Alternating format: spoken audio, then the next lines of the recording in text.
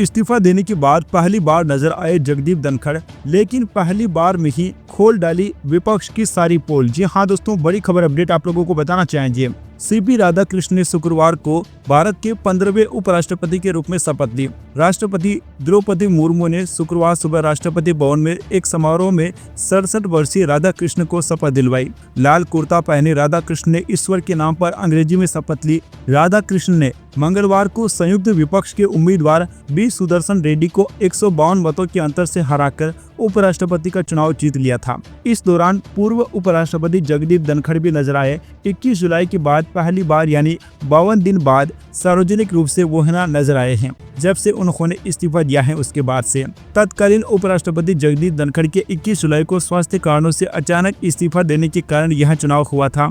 धनखड़ भी इस समारोह में शामिल हुए। उपराष्ट्रपति के पद से इस्तीफा देने के बाद यह उनकी पहली सार्वजनिक उपस्थिति थी।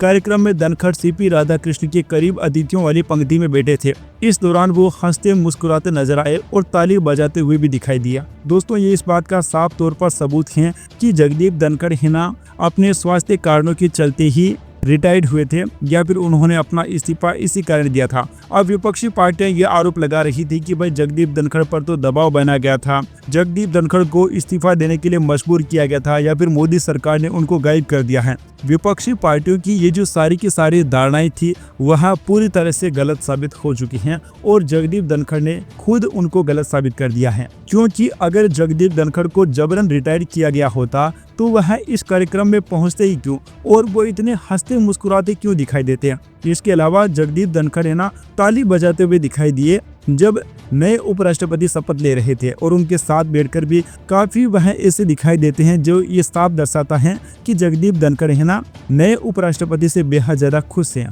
और अपने कार्यकाल से भी उनको कोई भी शिकायत नहीं है। मोदी साहब से उनको कोई भी शिकायत नहीं है। इसी कारण वह निमंत्रण के बाद पहुंचे थे। कार्यक्रम में पीएम मोदी, गृह मंत्री अमित शाह, रक्षा मंत्री राजनाथ सिंह और भाजपा अध्यक्ष जेपी नड्डा भी शामिल हुए। पूर्व उपराष्ट्रपति हामिद अंसारी और वेंकैया नायडू भी समारोह में मौजूद थे।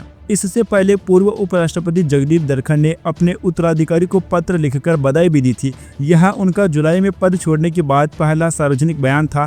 धनखड़ ने लिखा था कि सीपी राधाकृष्णन का इस उच्च पद पर पहुंचना जनप्रतिनिधियों के विश्वास और भरोसे को दर्शाता है। उन्होंने आज कहा कि सार्वजनिक जीवन में उनके विशाल अनुभव के कारण उपराष्ट्रपति का कद और पद और अधिक सम्मान और गरिमा हासिल करेगा। धनखड़ ने अपने संदेश में उम्मीद जताई थी कि राधाकृष्णन के नेतृत्व में उपराष्ट्रपति का कार्यालय नई ऊंचाइयों को छुएगा और लोकतंत्र को और मजबूत करेगा। उन्होंने उन्हें सफल कार्यकाल और देश की सेवाओं के लिए शुभकामनाएं भी दी। कांग्रेस समेत तमाम विपक्षी दल लगातार जगदीप धनखड़ की चुप्पी और सार्वजनिक रूप से उनकी गैर हाजिरी पर सवाल उठा रहे थे। कांग्रेस ने कहा था कि पूर्व उपराष्ट्रपति ने बीते 50 से ज्यादा दिनों से असामान्य चुप्पी साधी हुई है। कांग्रेस नेता सचिन पायलट ने भी जगदीप धनखड़ की चुप्पी पर सवाल उठाए थे। उन्होंने पूछा था कि पूर्व उपराष्ट्रपति जगदीप धनखड़ कहाँ हैं। इसके अलावा शिवसेना सांसद संजय राउत और तृणमूल कांग्रेस के सांसद डेरेक ओब्रायन ने भी धनखड़ की गैर मौजूदगी को लेकर सरकार से गंभीर सवाल पूछे थे। Subscribe now and press the bell icon. Never miss an update.